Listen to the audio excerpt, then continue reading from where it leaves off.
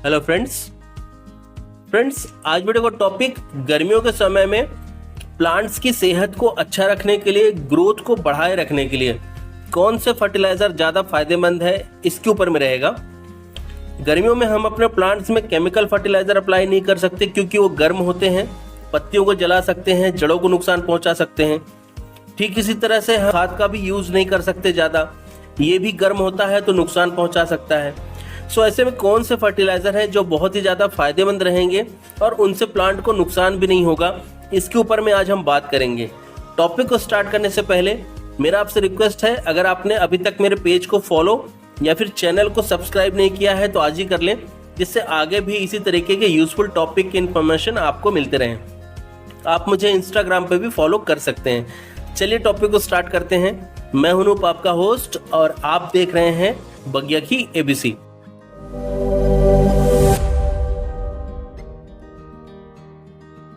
So friends, गर्मियों के लिए सबसे बेस्ट फर्टिलाइजर्स हैं जैविक खाद, ऑर्गेनिक मैन्योर्स। 5 ऐसे ऑर्गेनिक फर्टिलाइजर्स के बारे में आगे मैं आपको बताने वाला हूं जो पूरे तरीके से सेफ होते हैं और आसानी से बना के आप यूज कर सकते हैं। सबसे पहले इनके क्या बेनिफिट्स हैं, टॉपिक में इसके ऊपर बात कर लेते हैं। सो पहला पॉइंट है यहाँ पे एरिएशन। अगर आप जैविक खाद का यूज अपने प्लांट पे कर रहे हैं तो आप महसूस करेंगे प्लांट पे ग्रोथ आपको ज्यादा मिलेगी। उसके पीछे रीजन होता है एरिएशन, रूट्स का ग्रोथ। अगर रूट्स को सही तरीके से हवा मिल रही है, सही तरीके से ऑक्सीजन मिल रही है, तो रूट्स का विकास ज्यादा होगा और आपके प्लांट पे जितनी ज्यादा अच्छे से रूट का ग्रोथ होगा, प्लांट उतना ज्यादा स्टेबल रहेगा और उतना अच्छा ग्रो करेगा। तो रूट्स का विकास यहाँ पे जरूरी है और इसके लिए एरिएशन जो है बहुत ही ज्यादा मददगार होता है। तो एरिएशन बढ़ता है अगर हम जैविक खाद का उपयोग अपने प्लांट पे ज्यादा करते हैं। देन इसके बाद में है सॉइल की क्वालिटी। अगर आप अपने प्लांट के सॉइल में जैविक खाद का यूज कर रहे हैं तो आप महसूस करेंगे फर्टिलिटी जो है पहले से बढ़ गई है। सॉइल फर्टाइल ज्यादा हो जाती है, अच्छी रहती है, उसकी क्वालिटी अच्छी होती जाती है। तो आप देखेंगे कि कम खाद में भी प्लांट के अंदर में आपको ज्यादा ग्रोथ देखने को मिलेगी और ये कारण होता है सॉइल की क्वालिटी इंप्रूव होने का। और सॉइल की क्वालिटी जो इंप्रूव होती है वो माइक्रोब्स के कारण होती है जो कि जैविक खाद के अंदर में अवेलेबल होते हैं। देन इसके बाद में है रूट्स की सेफ्टी। आप अपने प्लांट के अंदर में जितना ज्यादा जैविक खाद का प्रयोग करेंगे उतने कम चांसेस रहेंगे फंगस और रूट रॉट होने के। इससे आपके प्लांट की रूट की सेफ्टी रहेगी।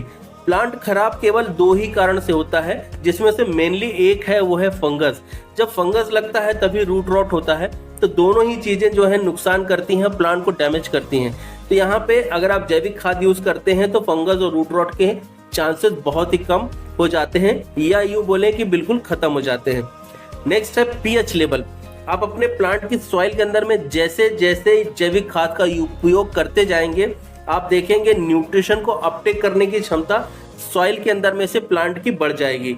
और ये होता है पीएच लेवल के इंप्रूव होने से। अगर आपके सॉइल का पीएच माइनस में है यानी कि एसिडिक साइड है, या प्लस में है यानी कि एल्कलाइन साइड है, तो प्लांट कहीं ना कहीं स्ट्रेस में रहता है, न्यूट्रिशन अपटेक नहीं कर पाता है। लेकिन जब न्यूट्रल हो जाती है सॉइल, जो कि 6.5 से लेकर 7.2 के बीच में होता है, तो प्लांट बहुत अच्छे से न्यूट्रिशन को अपटेक कर पाता है। तो सॉइल का पीएच लेवल बैलेंस रखने में मदद करता है। यहीं पे अगर किसी प्लांट को एसिडिक सॉइल की रिक्वायरमेंट है तो वो भी वहां पे बैलेंस फॉर्म में हो जाती है। देन इसके बाद में है प्रोडक्शन। आप अपने प्लांट से जो भी चीज चाह रहे हैं, उससे फ्लावरिंग चाह रहे हैं, फ्रूटिंग चाह रहे हैं, या चाह रहे हैं कि मेरा प्लांट अच्छा हरा भरा घना रहे, अगर वो डेकोरेटिव प्लांट है तो वो सारी चीजें प्लांट बराबर से करके देता है। प्रोडक्शन जो है वो आपकी सही हो जाती है, इसलिए प्रोडक्शन कॉस्ट भी आपकी धीरे धीरे कम हो जाती है। यानी कि आपका आगे जाके प्लांट के ऊपर में धीरे धीरे खर्चा भी कम हो जाएगा और कम इन्वेस्टमेंट में, कम खर्चे में आपका प्लांट बहुत अच्छे से चलेगा। इसके बाद में है इम्यूनिटी। प्लांट की इम्यूनिटी को बढ़ाने में जैविक खाद बहुत ही ज्यादा इंपॉर्टेंट रोल प्ले करते हैं। प्लांट का हेल्थ इंप्रूव रहता है तो डिसीज को जो है अट्रैक्ट कम करता है, इसलिए डिजीज कंट्रोल रहता है और बीमारियां नहीं होती है, तो प्लांट का हेल्थ अच्छा रहता है, प्लांट बहुत अच्छे से चलता रहता है। अगर एक बार भी प्लांट में कोई भी बीमारी लग जाए तो उसको सही होने में 3 महीने से 6 महीने का समय लग जाता है। लेकिन प्लांट अगर हेल्थी है तो प्लांट में उतने ही समय में 3 से 6 महीने में बहुत ज्यादा विकास आपको देखने को मिलेगा और बहुत सारा फ्लावरिंग फ्रूटिंग भी आप ले सकते हैं। तो बहुत ज्यादा डिफरेंस क्रिएट करता है प्लांट का हेल्थ। देन इसके बाद में है प्लांट का ग्रोथ। आप अपने प्लांट की सॉइल के अंदर में जैसे जैसे जैविक खाद डालना स्टार्ट करेंगे, आप देखेंगे आपके प्लांट को ज़्यादा से ज़्यादा आप फ्रूटिंग और फ्लावरिंग करते देखेंगे। प्लांट में आपको ज़्यादा ग्रीनरी देखने को मिलेगी। तो ये होता है प्लांट का ग्रोथ। जैसे जैसे प्लांट अच्छा रहेगा, अच्छे से चलते जाएगा, ज़्यादा फ्लावरिंग, ज़्यादा फ्रूटिंग, ज़्यादा अच्छे से चलेगा, ग्रीन ज़्यादा रहेगा, विकास ज़्यादा करेगा, स्टेम्स ज़्यादा मजबूत रहेंगी, उसके अंदर में जो नई शाखाएं हैं वो भी ज़्यादा निकलेंगी, पत्तियाँ ज़्यादा हरी रहेंगी, प्लांट बहुत अच्छे से चलेगा। इसके बाद में है प्लांट का एज। अगर सब कुछ सही रहता है तो प्लांट अच्छे से ग्रोथ करता है, तो उसके अंदर में बीमारियां अगर कम अट्रैक्ट करता है तो वो ज़्यादा समय तक चलने वाला हो जाता है। क्योंकि जैसे जैसे प्लांट की ग्रोथ बढ़ते जाती है, बीमारियां कम होती हैं, तो प्लांट की इम्यूनिटी बढ़ती जाती है और इससे प्लांट जो है अपनी लाइफ साइकिल को क्रॉस करके आगे भी ज़्यादा समय तक जीवित रह सकता है। क्योंकि उसका केयर आपने सही तरीके से किया है, उसकी रिक्वायरमेंट को आपने समझा है और जो प्लांट को चाहिए वो आपने दिया है। इसलिए प्लांट में आपको एज ज़्यादा देखने को मिलेगी, ज़्यादा समय तक वो आपको सर्विस देगा, फ्लावरिंग फ्रूटिंग देगा। इसके बाद में है रिकवरी। अगर किसी भी कारण से ज़्यादा बारिश या ज़्यादा ठंड या फिर ज़्यादा गर्मी की वजह से या किसी गलत फर्टिलाइजर के कारण या कोई भी ऐसा कारण हो गया हो, रिपोर्टिंग या किसी भी चीज़ से प्लांट अगर स्ट्रेस में चला जाता है या शॉक में चला जाता है, तो उसकी रिकवरी को फास्ट करने का काम माइक्रोब्स करते हैं। तो आप अगर माइक्रोब्स का एप्लीकेशन अपने सॉइल के अंदर में कर रहे हैं तो प्लांट की रिकवरी आपकी फास्ट हो जाती है। देन इसके बाद में है मॉइस्चर लेवल। आप अपने प्लांट की सॉइल में जैसे जैसे जैविक खाद उपयोग ज़्यादा करते जाएंगे, महसूस करेंगे कि प्लांट की जो सॉइल है उसके अंदर में मॉइस्चर लेवल पहले से ज़्यादा बैलेंस रह रहा है और आपको उसमें वाटरिंग कम करनी पड़ रही है, नमी ज़्यादा समय तक देखने को मिल रही है। मैं मेरी बात करूं, जब से मैं जैविक खाद का प्रयोग कर रहा हूं, मेरे को मेरे सॉइल के अंदर में ज़्यादा मॉइस्चर लेवल मेंटेन देखने को मिलता है। इवन अभी गर्मियों का समय में भी मुझे अगर सुबेरे मैं अगर अच्छे से वाटरिंग कर दूं, एक बार अच्छे से कर दूं, तो दिन में मुझे वाटरिंग करने की रिक्वायरमेंट नहीं पड़ती है, डबल से पानी देना नहीं पड़ता है। पूरे गर्मियों में अभी करीब 45 के आसपास का टेम्परेचर है, जो फील है वो 45 के आसपास का है और इसमें मुझे एक बार ही मैक्सिमम वाटरिंग करनी पड़ रही है। बहुत ही कम प्लांट है, जैसे कि अपराजिता जैसा प्लांट है जिसमें सॉइल बहुत जल्दी ड्राई होती है, उसको छोड़ दिया जाए तो बहुत सारे ऐसे प्लांट है जिनमें मुझे वाटरिंग 2 बार करनी भी नहीं पड़ रही है, एक बार ही सफिशिएंट है, जबकि प्लांट धूप में ही रखे हुए हैं। तो रीजन है, इसके पीछे कारण है प्लांट पे जैविक खाद का ज़्यादा से ज़्यादा यूज करने का, मॉइस्चर लेवल बैलेंस रहता है। देन इसके बाद में है न्यूट्रिशन। आप जितना ज़्यादा सॉइल के अंदर में जैविक खाद का प्रयोग करेंगे उतना ज़्यादा प्लांट न्यूट्रिशन को अपटेक अच्छे से कर पाएगा। सॉइल के अंदर में हम न्यूट्रिशन जैसे जैसे देते हैं वो फिक्सेशन के कारण जमा होते जाता है, लेकिन ये माइक्रोब्स क्या करते हैं, उसको विघटित कर देते हैं, उसको डाइल्यूट कर देते हैं, उसको पूरी तरीके से डिसॉल्व कर देते हैं। तो जैसे जैसे वो डिसॉल्व होगा, विघटित होगा, वहाँ पे पूरी तरीके से सॉइल के अंदर में मिक्स हो जाएगा, तो प्लांट उसे बहुत आसानी से अपटेक कर पाएगा, अवशोषित कर पाएगा। इससे कम खर्चा में, कम इन्वेस्टमेंट में आपका प्लांट बहुत अच्छे से चलेगा। यानी कि आप पहले जितना फर्टिलाइजर दे रहे थे उसका आधे में भी प्लांट आपका अच्छे से ग्रो करेगा, क्योंकि सॉइल के अंदर में वो सेट नहीं हो रहा है, अपटेक हो जा रहा है, प्लांट उसे यूज कर पा रहा है। तो यहाँ पे न्यूट्रिशन ज्यादा प्लांट को अवेलेबल हो पा रहा है माइक्रोब्स के कारण। देन इसके बाद में है परिणाम, यानी कि लेबर रिजल्ट। आप अपने प्लांट पे जितनी मेहनत पहले कर रहे थे और अभी आप जितनी मेहनत कर रहे हैं उसमें डिफरेंस आप क्रिएट कर पाएंगे। आपको ये समझ में आएगा कि पहले मुझे प्लांट पे फ्लावरिंग या फ्रूटिंग लेने के लिए ज़्यादा मेहनत करनी पड़ रही थी और कंपैरेटिवली पहले की अगर देखा जाए कंपैरिजन में अभी, तो अभी पहले से आपको कम मेहनत करनी पड़ रही है और परिणाम आपको ज़्यादा मिलेंगे।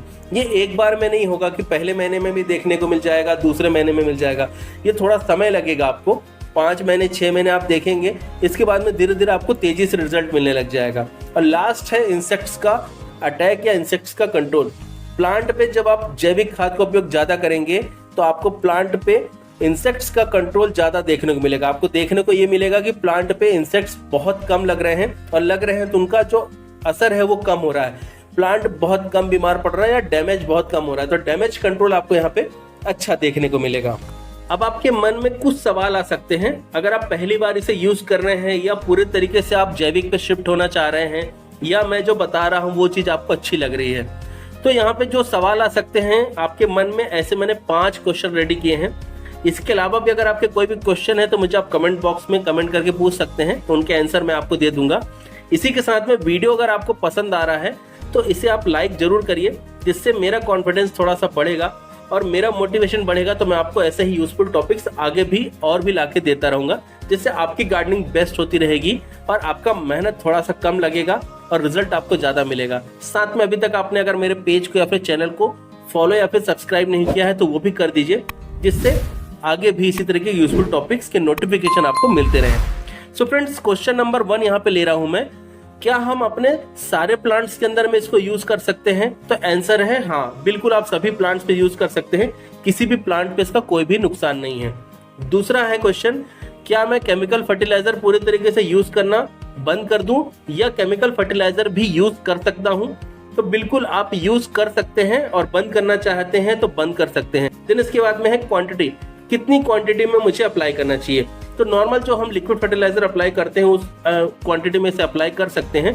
देन इसके बाद में है टाइमिंग, कितने समय में कर सकते हैं? तो मिनिमम 10 दिन के गैप में आप इसे जरूर करिए और अधिकतम 1 महीने में एक बार तो करना ही करना है। और इसी के साथ में टाइमिंग क्या रखनी है इसको यूज करने की, अप्लाई करने की? तो शाम के समय या फिर अर्ली मॉर्निंग आप कर सकते हैं जब धूप नहीं निकली हो। इससे फायदा ज्यादा मिलता है किसी भी लिक्विड फर्टिलाइजर को प्लांट पे अप्लाई करने का। बिल्कुल तेज धूप में आपको कोई भी लिक्विड फर्टिलाइजर अप्लाई नहीं करना चाहिए, रिजल्ट कम मिलता है, प्लांट के लिए भी नुकसान हो सकता है। देन इसके बाद में इसका कोई नुकसान है क्या, कोई हार्म है क्या, फिर भी मन में सवाल आ सकता है। बार बार मैं बोल रहा हूँ तो मैं आपको बताना चाहूंगा, किसी भी तरीके से कोई भी प्लांट के अंदर में इसका नुकसान नहीं है, हर तरीके से फायदा ही फायदा है और बहुत ही ज्यादा बेनिफिशियल है हमारे प्लांट्स के लिए। सो फ्रेंड्स, अब बात करेंगे हम ऐसे 5 कौन से फर्टिलाइजर्स हैं और इन्हें कैसे आप तैयार कर सकते हैं। सो पहला फर्टिलाइजर है यहाँ पे बायो एंजाइम या फिर टॉनिक, जो कि किसी भी जो किचन वेस्ट है उससे या फ्रूट के पिल्स को मिला के और प्रोसेस करके बनाया जाता है। तो इसे कैसे बनाना है इसका लिंक आपको डिस्क्रिप्शन में मिल जाएगा, आप इजीली बना सकते हैं। मैंने बहुत सारा इसके ऊपर में टॉपिक बना के दिया है, तो आप यहाँ पे डिस्क्रिप्शन पे लिंक से जाके देख सकते हैं। बायो एंजाइम जो कि बेस्ट होता है हमारे प्लांट के लिए, और एंजाइम्स जो है माइक्रोब्स की क्वांटिटी को सॉइल के अंदर में बढ़ा देते हैं। आप इसका टॉनिक भी यूज कर सकते हैं, मैंने ह्यूज क्वांटिटी में बनाया है, स्क्रीन पे आपको मैं दिखा भी रहा हूँ। देन इसके बाद में है बेसन और गुड़ का वाटर। अगर आप अपने प्लांट पे बेसन और गुड़ का वाटर दे रहे हैं तो माइक्रोब्स की क्वांटिटी को बढ़ाने का ये काम करेगा। जो बेसन होता है वो माइक्रोब्स को मल्टीप्लाई करने में हेल्प करता है और गुड़ के अंदर में बहुत सारे माइक्रोब्स होते हैं।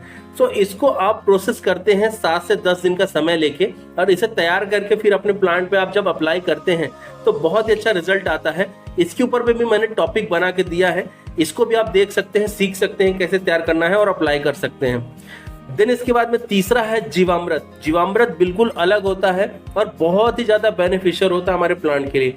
हर तरीके के जो भी बैक्टीरिया हैं वो प्लांट को इससे मिल पाते हैं और ये प्लांट की सॉइल के अंदर में जाके पूरी तरीके से सॉइल के अंदर में इंप्रूवमेंट का काम करता है।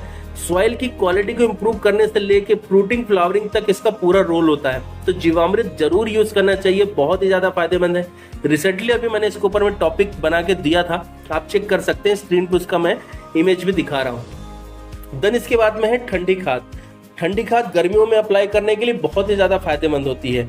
आप ठंडी खाद का जब यूज़ करेंगे तो फंगस और बहुत सारी जो बीमारियां होती हैं सॉइल के अंदर में, ओवर वाटरिंग या दूसरी चीज़ों के कारण, वो सारी चीज़ें खत्म हो जाएंगी, क्योंकि इसके अंदर में वो सब कुछ है जो सॉइल में फंगस और बहुत सारी चीज़ों को कंट्रोल करने का काम करता है। इसके बाद में है ड्राई फर्टिलाइजर, क्योंकि यहाँ पे केवल लिक्विड फर्टिलाइजर से ही काम नहीं चलेगा, हमें हमारे प्लांट के अंदर में ड्राई फर्टिलाइजर भी देना होता है। तो मैंने यहाँ पे स्पेशली अलग से एक जैविक खाद बनाया है जो कि ड्राई फर्टिलाइजर में है और इसका यूज मैंने किया है, बहुत अच्छे रिजल्ट मुझे प्लांट पे मिल रहे हैं। तो आप भी इसका यूज कर सकते हैं और बहुत ही आसान है इसे बनाना। इससे आप अपने प्लांट को बहुत अच्छे से टेक केयर कर सकते हैं और प्लांट को गर्मियों में स्ट्रेस और बहुत सारी चीजों से बचा सकते हैं, ग्रोथ को बढ़ा सकते हैं। सो फ्रेंड्स, टॉपिक को मैं यहीं पे वाइंड अप कर रहा हूँ इस इन्फॉर्मेशन के साथ में। ये इन्फॉर्मेशन अगर आपको अच्छी लगी हो तो अपना लाइक और अपना कमेंट जरूर दीजिएगा। आपने अगर यहाँ तक देखा है और चैनल को अगर सब्सक्राइब नहीं किया अभी तक तो सब्सक्राइब जरूर कर लें और लाइक जरूर करें, कमेंट जरूर करें, जिससे मुझे भी पता चले कि आपको मेरा टॉपिक कैसा लगा है। टिल देन के लिए friends, bye bye, thank you, happy gardening.